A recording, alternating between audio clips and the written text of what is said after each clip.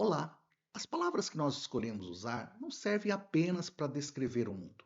Elas têm o poder de criar a realidade. Pensem bem. Qual é a diferença entre você entrar em um hospital e ser tratado como uma pessoa ou ser tratado como, exemplo, caso da pneumonia do leito 4? Vamos ver o caso de pneumonia do leito 4. Isso muda absolutamente tudo. Como o senhor está se sentindo, leito 4? Como o senhor está se sentindo hoje, seu João? À primeira vista, parece apenas um detalhe de linguagem, uma convenção do dia a dia. Mas a filosofia e a saúde coletiva nos mostram que essa escolha de palavras pode mudar tudo. Nesse momento, vamos fazer uma autópsia na linguagem que nós usamos dentro do SUS. Enoch mostrará como a burocracia e a pressa mercantilista criaram termos que funcionam como anestésicos morais, transformando histórias de vida em dados frios de uma planilha. Hoje, quarto episódio da nossa série, nós vamos entender o poder invisível dessas palavras. Vamos descobrir como uma simples mudança no vocabulário do hospital pode ser o começo de uma revolução ética. Para entender o que está acontecendo nos corredores da saúde pública, nós precisamos convidar você para conversar com um dos maiores filósofos do século XX, Martin Buber. Buber explicou que nós, seres humanos, nos relacionamos com o mundo de duas formas principais. A primeira dá-se a partir da relação dialógica entre eu-tu. É a relação do encontro real, onde eu olho para você, reconheço a sua história, sua dignidade e sua singularidade.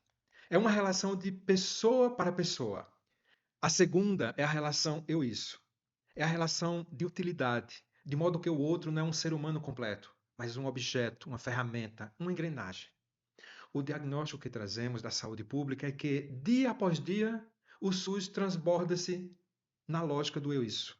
É o que a filosofia chama de coisificação.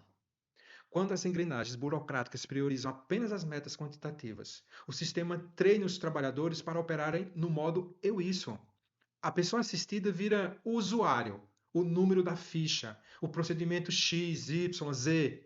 Do outro lado, o trabalhador da saúde também é coisificado, virando o prestador de serviço, o profissional da saúde, que precisa bater o ponto e preencher a planilha detalhadamente. O encontro humano desaparece. O que sobra é o deserto, a falta de significado. Precisamos recuperar a importância do significado, sobretudo do sentido. É para quebrar essa corrente de coisificação que propomos uma insurgência linguística. Defendo que precisamos resgatar a importância e a dignidade de certas palavras no cotidiano do SUS. Afinal, as palavras também promovem a ética. A primeira grande virada é parar de falar apenas em paciente ou usuário e passar a falar de pessoa ou pessoa assistida. E por que isso importa? Porque a palavra paciente evoca passividade. Aquele que espera parcialmente que a técnica médica decida seu destino. A palavra usuário lembra um cliente de banco ou de uma companhia telefônica, alguém que consome o serviço de forma fria.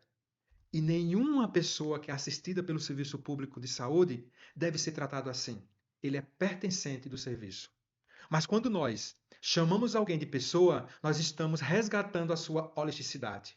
Uma pessoa tem dimensões holísticas, mas também tem uma dimensão social, psicológica, afetiva e, sobretudo, espiritual. Uma pessoa tem biografia, não apenas prontuário. Por que prender-se tanto a prontuário? E a segunda virada conceitual envolve quem cuida, porque precisamos cuidar de quem cuida.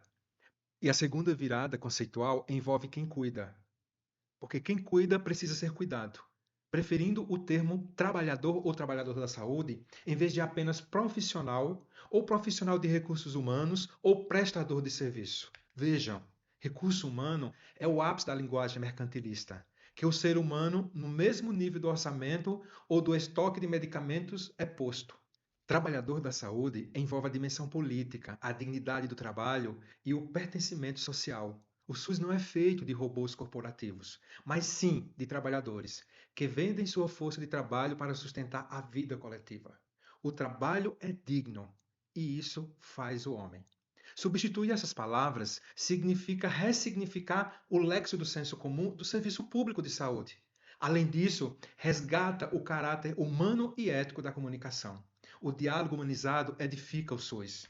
Quando a linguagem da unidade básica ou do hospital recupera os termos pessoa e trabalhador da saúde, a própria arquitetura das relações muda. Abre-se espaço para o princípio do co-cuidado, fazendo com que ele prevaleça no agir. O diálogo deixa de ser uma anamnese mecânica de sintomas e passa a ser uma conversa entre seres humanizados, se constituindo aí uma relação dialógica entre eu e tu. Resumindo, as palavras são pontes para onde a ética caminha. Se as nossas palavras forem frias e burocráticas, as nossas pontes serão sempre formadas como gelo. Se as nossas palavras forem encorpadas de ética, a ontologia humana, nós criamos um solo seguro, onde podemos pisar. E este solo, além de seguro, é fértil, de tal modo que vai florescer uma saúde pública plena e equitativa. A linguagem é o primeiro território da nossa emancipação. Se a gente aceita a linguagem fria da burocracia, nós já perdemos a batalha pela humanização antes mesmo de entrar na sala de atendimento. No próximo vídeo 5 da nossa série, nós vamos dar um rosto e um coração para o SUS. Vamos ver as grandezas inimagináveis desse sistema e descobrir como o cinema nacional contemporâneo, olha que legal, incluindo o aclamado filme Ainda Estou Aqui, serve como uma metáfora perfeita para a resiliência e a resistência da nossa saúde pública. E agora eu quero ouvir você, na sua experiência, seja como paciente ou como trabalhador da saúde, você sente o peso dessas palavras? O sistema já te tratou como isso? Ou você encontrou espaço para ser um tu? Comente aqui embaixo. Se você gostou desse conteúdo, deixe seu like, se inscreva no canal se julgar adequado, faça um comentário, ajude o canal a replicar essas mensagens para outras pessoas. Muito obrigado e vejo-os em breve.